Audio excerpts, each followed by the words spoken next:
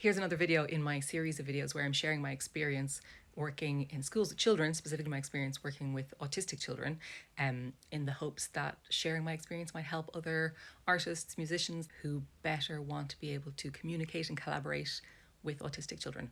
So this is not a quick fix, this is not a hack, there's no shortcut for learning what it is to be neuroaffirming and really taking that to heart.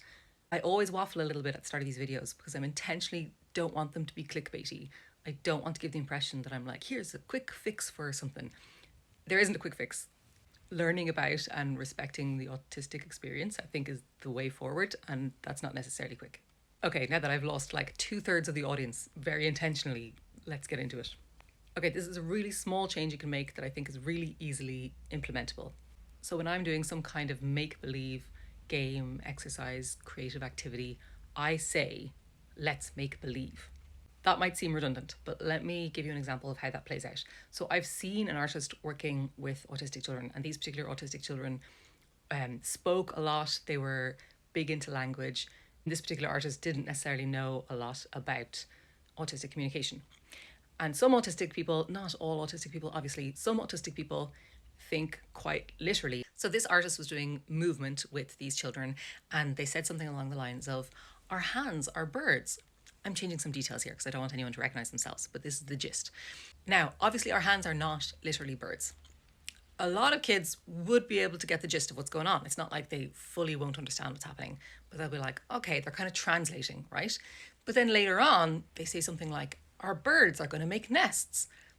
And the kid who's already translated our hands are birds into, I think what that teacher means is we're pretending our hands are birds. But now the teacher's telling me the birds are going to make nests. And they're like, oh, I think they mean they want me to make a nest with my hands. And then they say something like, what kind of bird do you have? So you can see how the make-believe kind of compounds upon itself. The artist is continuing this metaphor, if you want to call it that. And each time the kid, if they have more of a way of thinking that's a bit more literal, is translating. And it's possible, for example, that some kids in that situation might start thinking, oh, I think I'm missing something here. I'm going to opt out because I don't want to embarrass myself, right? Which is obviously not what you want as an artist. You want everyone to participate.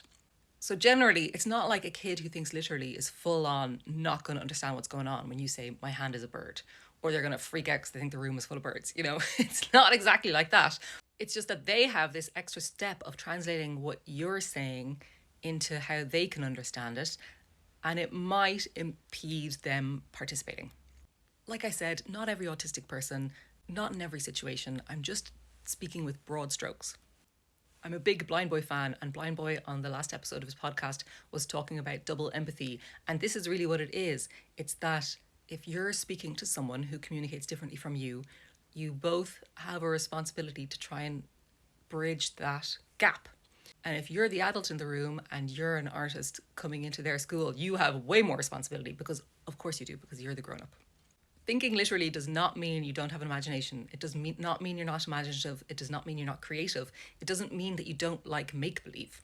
And it doesn't take away from any of the magic to say, let's make believe our hands are birds. It just means that everyone understands what's going on.